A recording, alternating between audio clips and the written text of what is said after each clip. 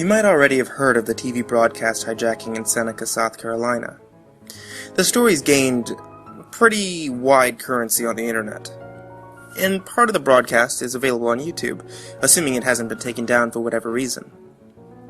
For the uninitiated, the Seneca hijacking is one of the lesser-known broadcast signal intrusions. It was big news here, but the national news media barely touched it. Anyway, I've jotted down my impressions of the whole thing, even though other eyewitnesses have already described it more eloquently than I could. I was home on winter break when it happened, making chemistry flashcards in front of the TV. No one else was around. After watching the umpteenth Law and Order rerun, I got bored and started channel surfing. A couple minutes later, I stumbled onto the shitty public access channel where, bizarrely enough, my old high school Latin teacher was reciting a poem while wearing this dorky, three-cornered hat. Well, I watched for a few minutes and had a good laugh. I remembered him as a pretty serious guy, not the kind of person who would embarrass himself in public like this. When suddenly there was this static-y crackle, and the screen cut to this multicolored test pattern. Before I had time to change the channel, there's another crackle. This weird cartoon shows up on screen. The animation style was detailed, but kind of jiggly and rough.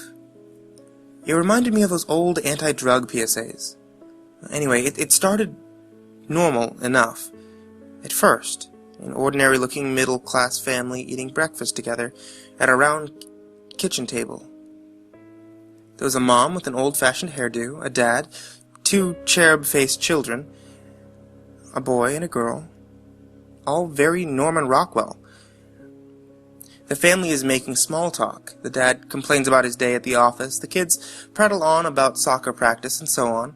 And gradually, though, the scene starts to get slightly sinister. A green light is seeping through the open window, and the family starts to acquire a jaundiced, unhealthy look. Their skin changes color and their eyes become sunken. In the background, a droning radio broadcast slowly becomes perceptible. The announcer gives the date as November 15th, 2017, and starts to go on and on about some strange crisis. You can barely hear what he's saying. He says something about a green light, melting flesh, mutilations, strange shapes emerging from the sea. Again and again, the phrase, "Report to the nearest shelter immediately," is audible. Still, the family keeps eating breakfast, as if nothing was happening. And here's where it gets really macabre. The family finishes eating breakfast, and the mom loads the kids into a minivan. By now they look really unhealthy. Their bodies are skeletally thin. The whites of their eyes are a sickly yellowish color, and their hair is disheveled. The car drives through a landscape bathed in the green glow from before. Strange shapes bob in and out of the screen, but you can't quite tell what they are, and all the buildings the car passes look weathered and deserted. Finally, the car stops at a playground, and the mom drops off the kids before driving away. There are large, odd-colored rocks all over the ground, and moaning can be heard in the distance. The kids hang, mirthlessly, on the monkey bars for a while. Eventually, the camera pans over the playground, and you see that the rocks littering the ground aren't rocks at all, but naked human forms, horribly disfigured. They seem to be either growing into or from the ground, I can't say which, and they're very much alive. Behind the monkey bars, a tree can be seen, with a human face growing from the trunk. Its features are withered and contorted in agony. The scene suddenly shifts to a white-collar office where the children's father is stooped over a desktop, typing away. His features are sunken and diseased, as that of the other family members, and the office is covered in a green glow. In the other cubicles, fleshless corpses sit upright at their desks, frozen in death. Finally, we see the family return home for the evening, walking through the front door together.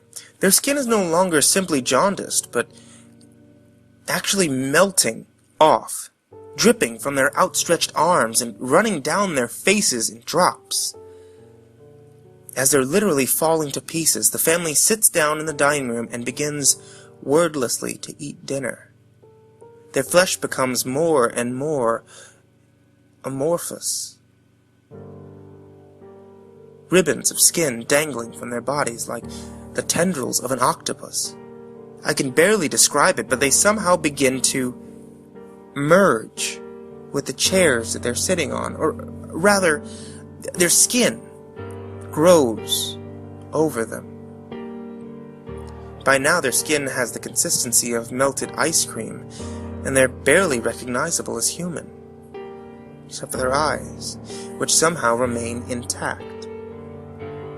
The camera zooms closer and closer to the table, and finally their eyes all move directly towards the camera, conveying a feeling of unfathomable sadness. The screen goes black, and large white letters appear on the screen. Report to the nearest shelter immediately. Remaining at private residences is strictly prohibited. And with that, the screen turned to static.